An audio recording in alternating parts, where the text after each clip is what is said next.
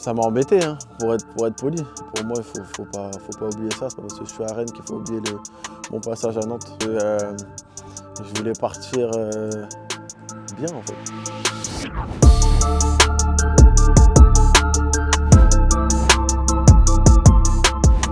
Ludo, bonjour à toi. Bonjour. Merci de nous recevoir ici, chez toi. On sait que tu n'as pas trop l'habitude de parler, donc ça nous fait plaisir de t'avoir sur Tiempo aujourd'hui pour une interview. Plaisir partagé. Il faut bien s'exprimer de temps en temps. On va te laisser commencer avec ta fiche d'identité, donc tu nous dis nom, prénom, ton poste, ton âge et le club dans lequel tu joues actuellement. Ludovic Blas, 1997, je suis né à Colombes. Et je suis milieu de terrain et je joue au Stade Rennais. Comme tous les jeunes enfants qui ont tapé dans un ballon, tu as bien commencé quelque part. Est-ce que tu peux nous parler soit de ton premier club, soit de tes premiers souvenirs en tant que jeune qui tape dans un ballon? Ça remonte, mais j'ai commencé dans le 95 à Daumont, où j'étais un débutant. Après, avec mon père, on a beaucoup voyagé, donc après, j'ai été dans le 78 à Rambouillet.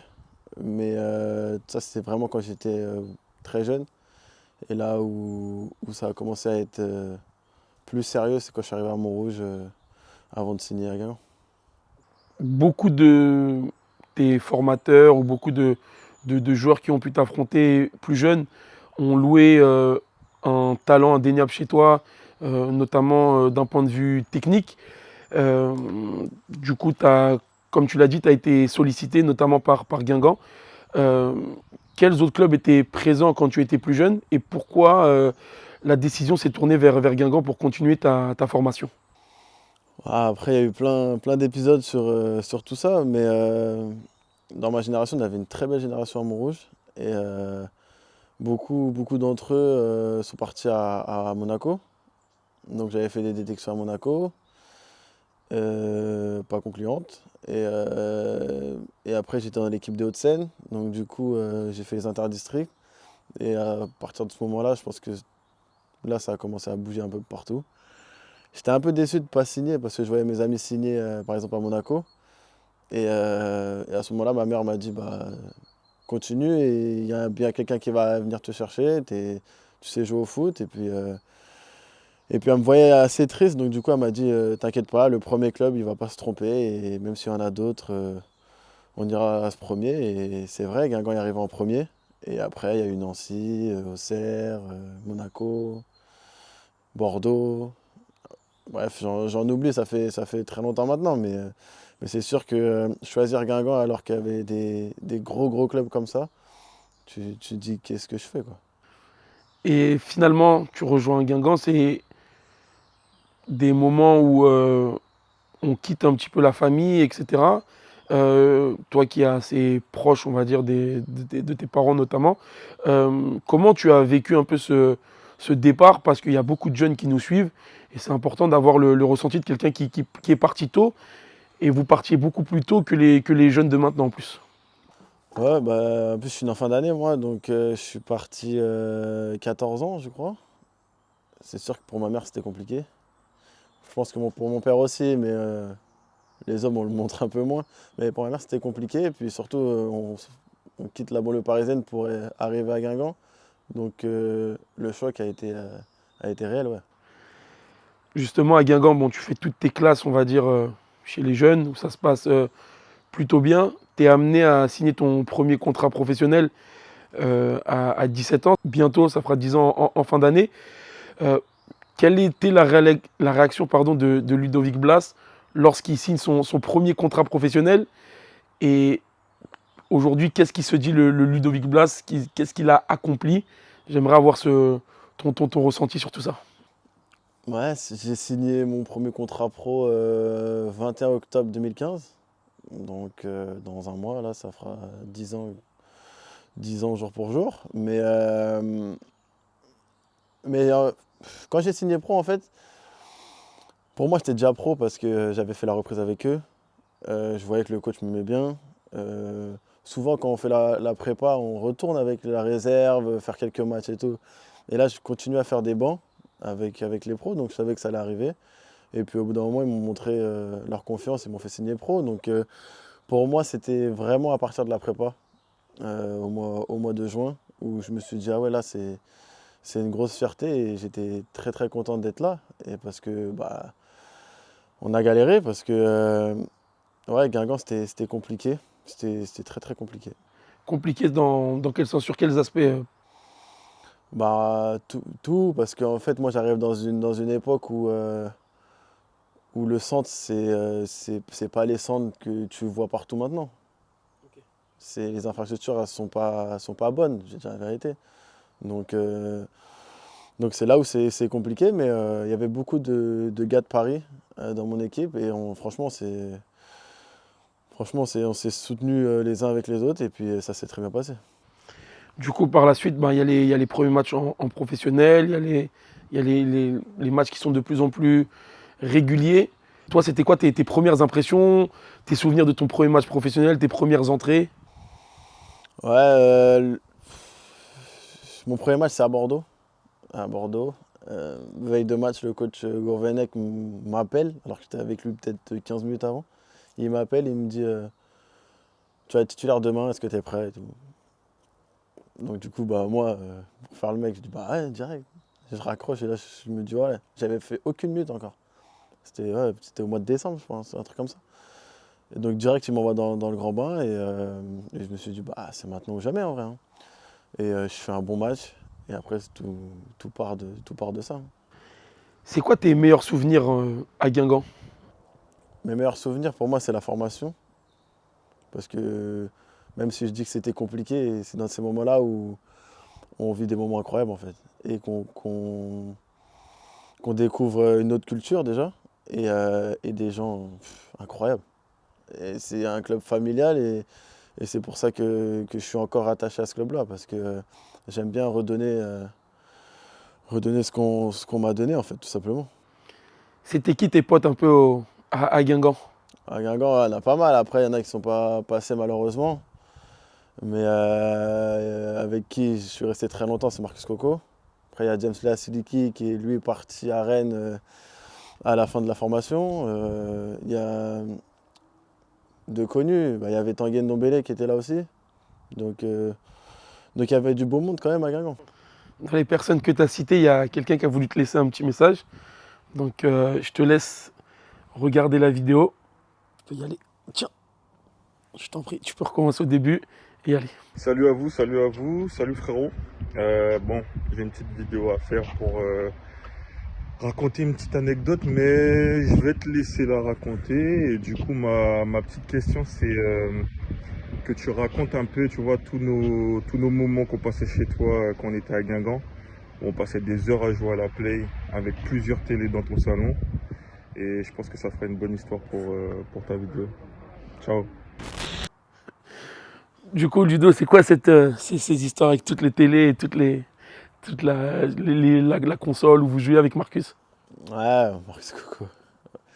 Ouais, bah. Ça te fait plaisir de le voir? Ouais, de ouf, de ouf, de ouf. Bah, on s'est pas lâché pendant très longtemps, hein. Moi, je suis rentré au centre en 2012. Ouais, c'est ça, 2012. Il est arrivé en 2013 et on s'est lâché bah, quand je suis parti de Nantes. T'imagines le bout de chemin avec Marcus? Mais ouais, cette époque-là, c'est quand je venais d'avoir ma maison. Ouais, 2016, je crois. Et du coup, j'avais mes amis qui étaient chez moi, je vivais avec mes potes. Et Marcus, il venait, j'ai fait rencontrer Marcus à mes potes. Et puis, c'est devenu une grosse famille, en fait, tout simplement. Et il venait tout le temps, tout le temps. Et même quand il était pas là, sinon on l'appelait du Théo. Et il venait, il ramenait sa télé, il laissait sa télé, sa play chez moi. Et on jouait tous à la play jusqu'à aller dormir, tout simplement. Et puis, ça pendant 2-3 ans, hein, au moins. Et pour continuer sur l'histoire guingampaise avant de passer aux côtés de Nantais, c'est vrai que, comme tu le disais tout à l'heure, tu es très attaché à Guingamp, tu as toujours eu un profond respect pour le club, que ce soit toi ou ta famille.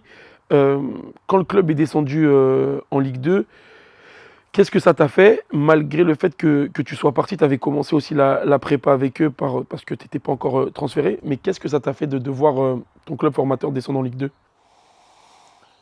Ça m'a embêté, hein, pour être poli. Parce que je voulais partir bien, en fait. Et au final, je pars en laissant l'équipe en Ligue 2, avec une équipe avec énormément de qualité en plus.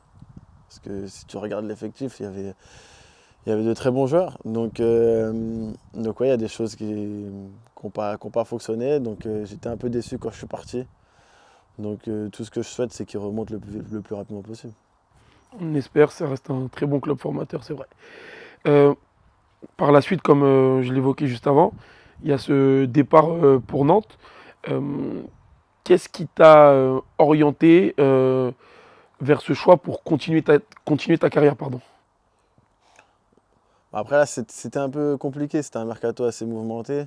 Je signe le dernier jour à Nantes. Et puis j'ai l'intérêt de Nantes et je me dis ça peut être intéressant. Club historique, beau stade, effectif plutôt pas mal aussi. Et du coup je me dis pourquoi pas. Et après j'en discute avec tout le monde et je fais le choix de prendre ma voiture et aller directement à Nantes. Qu'est-ce que tu retiens de ton passage à Nantes, justement? Franchement j'ai des beaux souvenirs. Ça a été compliqué par moment parce qu'on a joué le maintien beaucoup de fois, mais franchement, c'est des bons souvenirs avec la Coupe de France, même les fois où on se maintient. L'Europe qui a été bien aussi. Donc franchement, euh, ça restera toujours dans ma tête parce que, comme je l'ai dit tout à l'heure, eux, ils m'ont beaucoup donné aussi. Et si je suis ici maintenant, c'est aussi grâce à eux. C'est pour ça que pour moi, il faut pas oublier ça. C'est pas parce que je suis à Rennes qu'il faut oublier mon passage à Nantes. Il faut toujours respecter par où tu as été et ce qu'on t'a donné aussi. Vous avez eu un match contre Nantes avec Rennes, un match où t'as marqué sur penalty, si je ne me trompe pas. T'as pas célébré, c'est aussi une marque de respect envers les Nantais et ce qu'ils ont pu t'apporter. Bien sûr, bien sûr. Après, c'est aussi, surtout aussi pour le club parce qu'ils m'ont fait confiance. Ils sont venus me chercher à Guingamp. Et puis, on m'a beaucoup aidé aussi durant mon passage là-bas. Et puis après, avec tout ce qui s'est passé, la Coupe de France, l'Europe, les grosses saisons durant la Coupe de France, c'est des moments que tu t'oublies pas. Donc, du coup, pour moi, c'était la moindre des choses de ne pas célébrer, même si je sais que j'ai j'ai peiné beaucoup de personnes en signant à Rennes. Et je parle des supporters là, et qu'on me siffle à chaque fois que je retourne là-bas, mais c'est le football et j'accepte. Dans les zones d'ombre, comme tu as pu dire à Nantes, il y a eu des belles zones de lumière, notamment la Coupe de France dans un premier temps que tu as évoqué. Une Coupe de France où tu es capitaine pendant pratiquement toute la compétition. C'est toi qui mets le but en finale. Est-ce que tu peux nous raconter un petit peu cette épopée et justement le titre qui a été ramené à Nantes et à la Beaujoire? Ouais, bah, de base, c'est pas moi le capitaine, c'est Alban Lafont, et puis il fait tourner les gardiens, donc du coup, Alban sur le banc, et quand Boré vient me voir, il me dit je sais pas si je suis fou, mais j'ai envie de te mettre capitaine. Du coup, et moi, dans l'euphorie, ce que je lui réponds, c'était à Sochaux, je me rappelle. Je lui dis vous avez raison de me faire confiance, je vais vous amener jusqu'au bout. Et lui, il m'a dit ah, vas-y, toi. Et il m'a poussé en mode va jouer, c'était juste avant le match. Et au final, c'est ce qui s'est passé. Je marque 5 buts, je crois, durant la compétition. C'est juste contre Sochaux où je marque pas. Sinon, je marque tous les autres matchs. Et c'est pour ça qu'en fait, je ne célébrais pas aussi. La semaine dernière, je n'ai pas célébré aussi parce que je sais ce que j'ai fait aussi pour ce club. Euh, j'ai fait 4 saisons. J'ai été élu 3 fois joueur de la saison. Je marque en finale. Capitaine, je ramène la Coupe de France à Nantes. Euh, L'année d'après, je fais tout pour les ramener encore en finale et on y retourne, où je marque en demi contre Lyon. Donc c'est des moments assez forts où il faut respecter parce que le club n'a pas oublié, parce que quand je reviens là-bas, il m'en parle souvent. Donc c'est juste pour ça. Tu as parlé d'un homme, Antoine Comboiré. Quelle était ta relation avec lui durant ton passage à Nantes pendant que lui aussi était présent? Bah, c'est assez marrant avec le coach Camboire parce que je l'ai eu à Guingamp et ça s'est pas très bien passé avec lui à Guingamp. Et il part de Guingamp avec ce sentiment-là.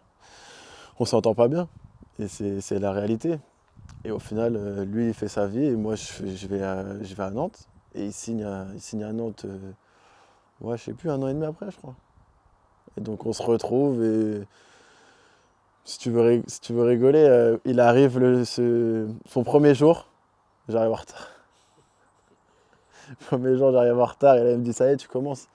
Et on en rigole et puis on a eu une discussion dans le bureau parce que j'étais assez fort à ce moment-là dans le club pour avoir des discussions avec lui et on savait que j'avais besoin de lui et lui, il avait besoin de moi. Donc on a mis les choses de côté et maintenant, c'est devenu une personne exceptionnelle. Franchement, si je le croise, on va aller boire un verre, lui et moi. C'est une personne formidable. Autre zone de lumière à Nantes, tu as évoqué aussi la Coupe d'Europe tout à l'heure. Il y a eu les phases de poule, il y a aussi le barrage contre la Juventus.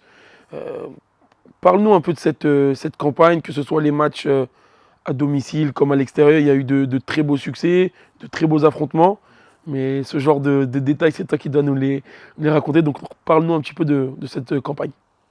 Franchement, incroyable parce que bah, ça faisait longtemps que l'Europe n'était pas revenue à la Beaujoire. Donc, une ferveur incroyable. Déjà, on sait que la ferveur, elle est immense là-bas. Donc, avec ça, ça a donné un coup de pouce à tout ce qu'ils faisaient en général.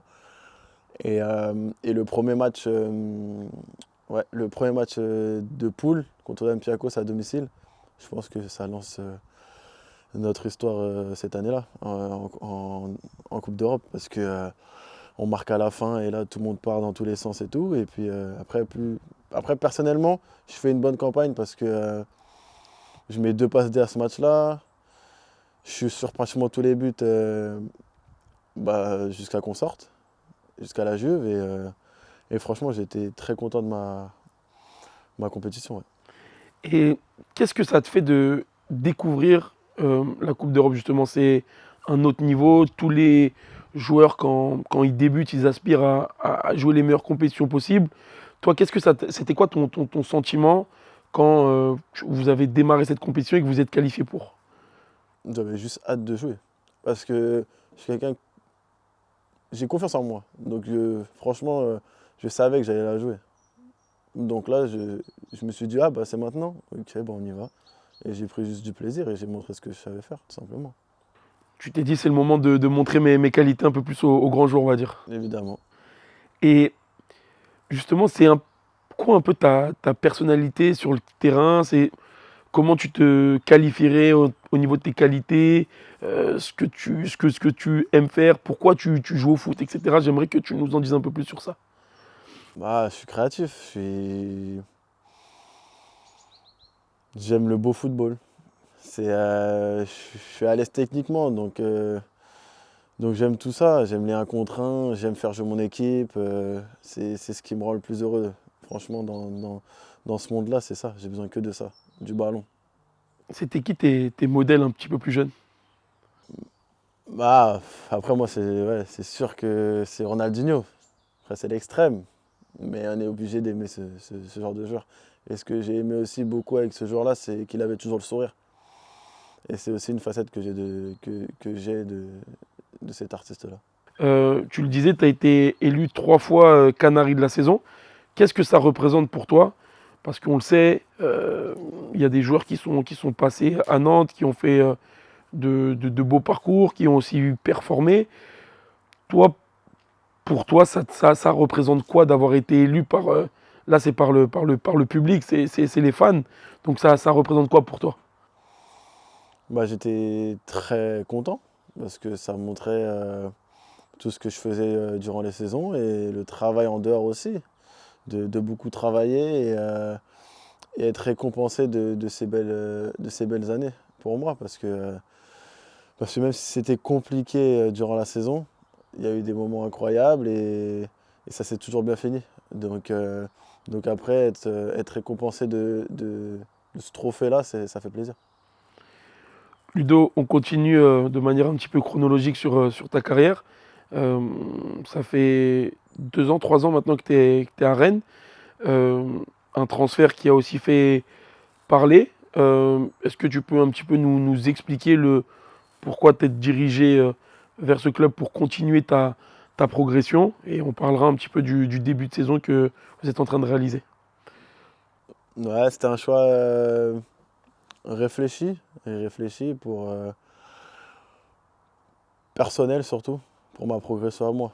Et dans le foot, c'est le plus important. C'est pour ça que j'ai pris cette décision-là. Pour moi, c'était un cap de franchi en venant à Rennes. Euh, Parce que quand je viens à Rennes, il y a l'Europe, une équipe incroyable. Et moi, quand on m'appelle et qu'on me propose ça sur la table avec l'effectif qu'il y a, ça donne envie, tout simplement, directement. Il y a un coach qui vous a rejoint depuis maintenant presque 1 an, on va dire, qui est Habib Bey. Quelle est ta relation avec le coach et qu'est-ce qu'il amène de différent dans ta manière de jouer ou sur quels axes il te fait un petit peu progresser? C'est différent, c'est un coach qui est beaucoup à l'écoute, qui aime bien parler, qui s'exprime très très bien et qui kiffe le foot. Et après, c'est facile de parler avec quelqu'un qui kiffe le foot et qui est passionné de foot comme ça. Donc on échange bien et puis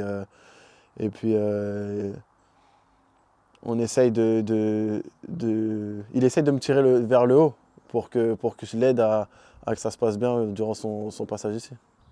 C'est quelqu'un qu'on a du mal un petit peu à identifier dans le privé parce qu'il est avec vous les joueurs. Beaucoup de personnes trouvent que parfois il peut trop en faire quand il est en interview, quand il est sur les plateaux télé. Avec le groupe, comment ça se passe, comment il est au quotidien avec vous, pour qu'on puisse un peu le découvrir d'une autre manière où il y a un peu plus de proximité. Ouais, c'est quelqu'un de travailleur en fait. Il sait faire la part des choses. C'est pas la même personne sur le terrain et en dehors. C'est quelqu'un qui, dès qu'il rentre sur le rectangle vert, c'est boulot, boulot, boulot. Et dès qu'on sort, c'est quelqu'un de très bienveillant avec nous. On échange régulièrement avec tout le monde. Il est là pour tout le monde en fait. S'il peut faire quelque chose pour la personne, il le fera.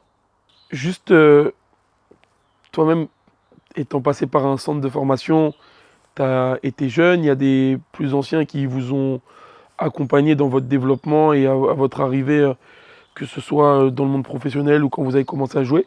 On sait que Rennes un très bon centre de formation et que des joueurs ont émergé de ce centre. C'est quoi ta relation, toi, avec les jeunes joueurs de l'effectif? Quel est ton rôle? Bon, maintenant, j'arrive dans la phase où je suis le plus ancien du vestiaire. Déjà dans le club, déjà dans l'équipe et dans ma carrière aussi. Donc mon rôle, c'est de les aider à, à bien s'intégrer et à leur donner certains conseils pour qu'ils se lâchent et qu'ils montrent les qualités qu'ils ont. Parce que c'est ce qu'on a fait pour moi en fait. Donc je me dois de le faire pour les autres aussi. Et c'est ce que j'aime et j'ai découvert cette passion parce que j'aime beaucoup. J'aime bien parler avec eux, et ils m'écoutent parce qu'ils savent que j'ai quand même du vécu et que j'ai une belle carrière encore et qui n'est pas finie. Donc ils sont respectueux et très à l'écoute, donc c'est bien. Il y a certains joueurs qui évoluent avec vous de manière régulière. Euh, Aujourd'hui, en tant que jeune ou même un groupe qui est assez expérimenté, c'est quoi un peu les objectifs collectifs de la saison? Avec l'effectif qu'on a, c'est d'aller prendre les places européennes. On a énormément de qualité dans ce groupe-là. Et après, avec ce qui s'est passé les années précédentes, il y a toujours quelque chose de fragile. Mais avec les nouveaux joueurs qui sont arrivés, franchement, on va essayer de créer quelque chose d'énorme pour faire une très, très bonne saison et chercher l'Europe. Logiquement, de manière individuelle, j'aimerais savoir quels sont tes objectifs parce que, on le rappelle, tu viens d'atteindre les 50 buts en Ligue 1, les 300 matchs également. Déjà, qu'est-ce que ça représente pour toi d'avoir atteint ces chiffres-là? Bon, les 50 buts en Ligue 1, je pense que j'aurais pu en mettre plus, mais j'ai beaucoup joué au milieu. Ça, c'est qu'un chiffre. Sur les buts, en tout cas, c'est des stats. Mais pour moi, ce qui marque le plus, c'est les 300 matchs en Ligue 1. C'est qu'en Ligue 1, mais c'est une barre que pas beaucoup de joueurs arrivent à dépasser. Donc je suis fier, j'ai 27 ans en plus. J'aurais pu même les faire plus tôt, parce que je me suis blessé l'année dernière. Mais franchement, je suis fier de ce que je suis en train de faire. Et franchement, je mange la vie. Franchement, jamais de la vie, je me serais imaginé faire ça plus tard. Dans tous les clubs qu'on a évoqués, c'est la Ligue 1, la Ligue 1, la Ligue 1. Euh, J'aimerais savoir justement qu'est-ce qui te fait autant aimer ce championnat. On a beaucoup euh, d'habitude, les joueurs, une fois qu'ils ont fait un, deux clubs, tentent un petit peu l'étranger ou sont orientés vers l'étranger. Toi, tu es resté fidèle à la Ligue 1, tu as connu différents clubs, différents projets, etc. Qu'est-ce qui fait que aujourd'hui, en Ligue 1, tu t'y sens bien et que tu continues à perdurer? Bah parce que c'est ce que j'ai regardé quand j'étais petit pendant des années et des années. Je regardais tous les matchs à la télé, je voulais jouer à la télé, je voulais que mes parents me regardent, que ma famille me regarde. Franchement, c'était mon objectif premier et en fait, la Ligue 1, c'est exceptionnel parce qu'il y a tellement de talent. Il y a un potentiel en France qui est incroyable et c'est pour ça que bah, ils viennent chercher ici, tu vois. Et, euh, et après, moi, je suis resté ici aussi parce que j'ai eu, j'ai eu des propositions pour rester là et que après peut-être différemment j'aurais pu aller ailleurs. Franchement, tout peut arriver dans la vie, hein, seul Dieu sait. Et puis c'est juste que pour mettre un point d'exclamation sur la Ligue 1 parce que c'est un championnat sous-coté. Tout à l'heure, je t'ai montré une petite vidéo de Marcus Coco. Là, il y a quelqu'un d'autre qui a voulu t'en faire une. Donc, quelqu'un que tu connais très bien. Ah ouais? Je te laisse regarder. C'est une tête que tu connais très bien. Dolu, déjà je voulais te féliciter pour tes 50 buts en Ligue 1, c'est pas rien, donc voilà, j'espère que tu en es fier et félicitations encore. Je voulais te raconter une petite anecdote. Contre Marseille, je pense que tu t'en souviens, quand tu commences sur le banc et que tu me dis à l'échauffement que si tu rentres, il faut que tu marques obligatoirement. On a fini le match à 10 contre 11 et quand tu marques à la 90 plus 6, je crois. Et à la fin du match, sur le terrain, directement, on en rigole, donc voilà. Si j'avais une petite anecdote à raconter, c'était celle-là, du début de saison. Ciao. Alors, qu'est-ce qu'il nous raconte Ah, tu parlais des jeunes tout à l'heure, il en fait partie. Potentiel énorme, Jérémy Jacquet. Franchement, c'est très fort et puis on est à côté au vestiaire, donc c'est cool. Mais ouais, pour revenir sur ça, ouais. Premier match de la saison, match d'ouverture, je joue pas, il me met sur le banc. Décision du coach, donc pas content. Et du coup, on est à côté et puis on en discute et je lui dis que là, je rentre, je vais marquer. Et je rentre, je marque.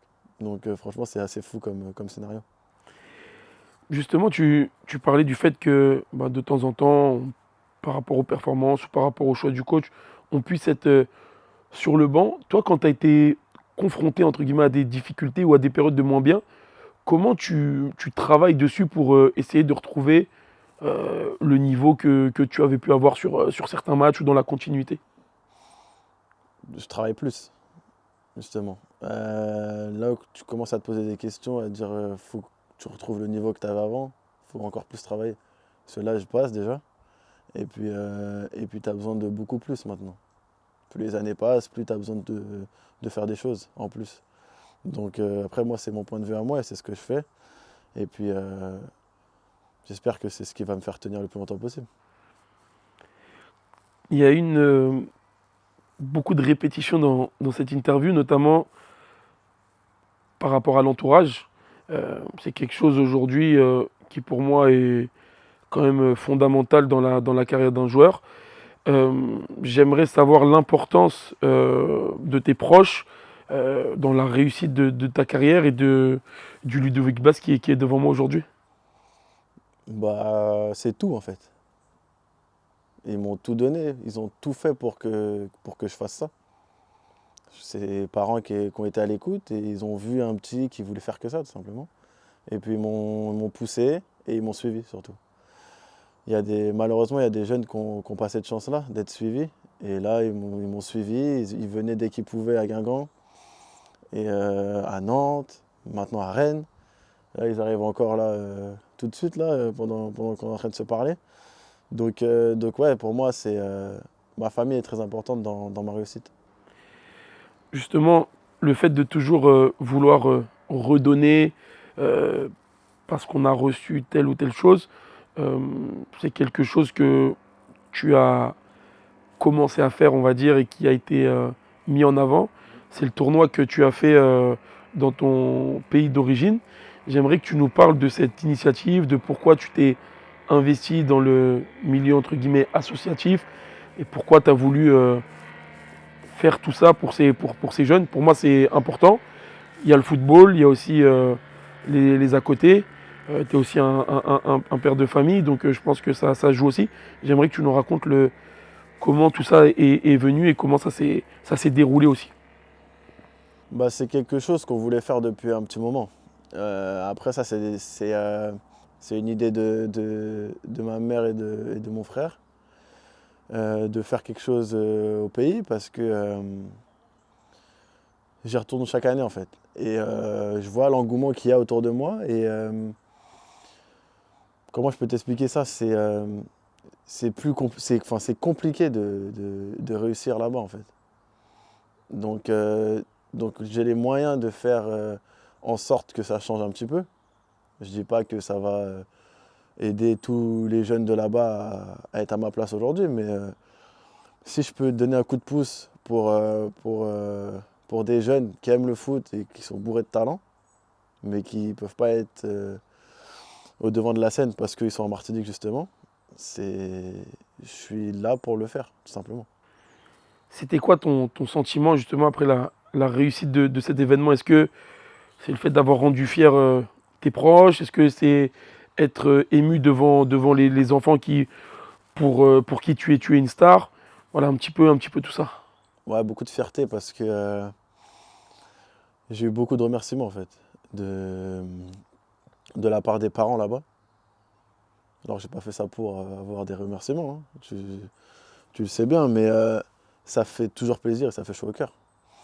Et puis, euh, et puis je vais montrer aussi que j'oublie pas d'où je viens aussi. Donc, donc faire des choses comme ça, des choses gratuites en plus. Juste tu viens, tu joues et je t'aide en fait. On t'aide avec la famille. Et c'est ça le plus important, c'est de montrer que si j'ai réussi, eux aussi ils peuvent le faire et même ils ont même réussi avec moi parce que je prends tout le monde avec moi. C'est la force que tout le monde me donne en fait. Est-ce que c'est quelque chose, une fois que c'est réussi, on a envie de voir beaucoup plus grand pour les années à venir en termes de projet? Bah, en fait, comme c'était la première édition, c'était beaucoup de choses à voir sur un premier tournoi. Parce que quand on fait une chose une première fois, il y a toujours des choses qui sont pas bonnes. Mais ça s'est très très bien passé, il n'y a eu que des bons retours. Et en plus, j'y étais à ce moment-là, donc j'ai pu voir ce qui allait et ce qui allait pas. Donc ouais, ça me donne envie de refaire une deuxième campagne l'année prochaine. Et puis, euh, et puis pourquoi pas créer cette chose-là pour une habitude chaque année. Ludo, ça fait un moment qu'on est ensemble. On va finir par une petite note, on va dire sympathique, un petit jeu. Ok. Je vais te demander entre guillemets ton joueur idéal. Donc je vais te donner plusieurs catégories et au final c'est toi qui me réponds. Ok. Vas-y, ça marche. Donc du coup on commence. Le pied droit de quel joueur? Kylian, Le pied gauche. Ousmane, Le jeu de tête. Ticus, là il a mis doublé là, de la tête, j'ai vu là. La vitesse. Je sais pas, faut que je redise quelqu'un d'autre là. Ah oui, pas deux fois Kylian. Marcus Coco, Le physique. Le physique. Saliba. La technique. Moi. Le palmarès. Ousmane. Un petit mot d'ailleurs sur le fait qu'il vienne d'être élu Ballon d'Or. Est-ce que c'est quelqu'un que tu as côtoyé, qui a été aussi quelqu'un qui a été beaucoup critiqué mais qui a beaucoup travaillé? J'aimerais bien que tu nous dises un mot sur la récompense qu'il vient d'obtenir. Franchement, je suis tellement content pour lui. C'est un bon gars et puis ouais, c'est ma génération 97. Donc je pense que là, c'est moi parce qu'on est tous potes. On a tous fait les sélections ensemble, on se connaît tous. Des fois, on s'est revus il n'y a pas très longtemps, mais on est tous contents pour lui. Là, je parle pour moi, mais on est tous contents pour lui. Toute la génération est contente pour lui parce qu'on sait les qualités qu'il a. C'est incroyable. Et donc ouais, j'espère que ça le fait réaliser que c'est un joueur incroyable. Très bien. Je poursuis avec un dernier jeu. Et après, tu seras libre. Ok? Donc, on va faire sur les choix de joueurs. Ok? Donc, je te fais 2 choix. Ouais. Tu m'en choisis un. Et au fur et à mesure, je te les compare avec d'autres. Vas-y. Jusqu'à arriver à quelqu'un qui sera le GOAT, on peut dire ça. Vas-y. Pour moi, hein. Pour toi. Ouais, commencez pas. Non, pour toi. C'est pas ton avis, c'est le mien. Non, c'est le tien. Vas-y, c'est à moi. Ariane Robben ou Mohamed Salah?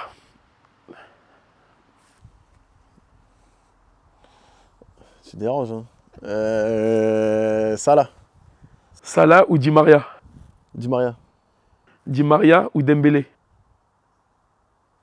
Dembélé. Tu te grattes beaucoup la tête. Dembélé ou Mbappé? Il y a le droit à un joker ou pas? Ça dépend. Après, parce que ça va. Là, ça La va. suite. Là, il y a la suite. Hein. Dérange. C'est le but. Hein. Putain, t'es chiant. Vas-y, Kylian. Kylian ou Eden Hazard? Kylian. Kylian ou Neymar? Neymar. Neymar ou CR7? Neymar. Neymar ou Messi? Messi. Messi ou Ronaldinho? Ronaldinho. On finit par le GOAT. Ouais, mais je pense que tu le savais là, si t'as mis ça à la fin, c'est que. Parce qu'en Ah, fait, sinon, c'était Ronaldinho. Faut toujours qu'on amène quelque chose, c'est important. Ouais, c'est vrai. Ludo, en tout cas, merci pour ce moment passé. Ça nous fait énormément plaisir de t'avoir reçu sur la chaîne. C'est la 2e interview qu'on fait. On sait que tu n'as pas l'habitude de parler, donc ça nous fait plaisir que tu nous aies ouvert tes portes. On te souhaite une bonne saison et on espère te revoir très bientôt sur la chaîne. J'espère aussi, merci d'être venu et puis bienvenue à Rennes.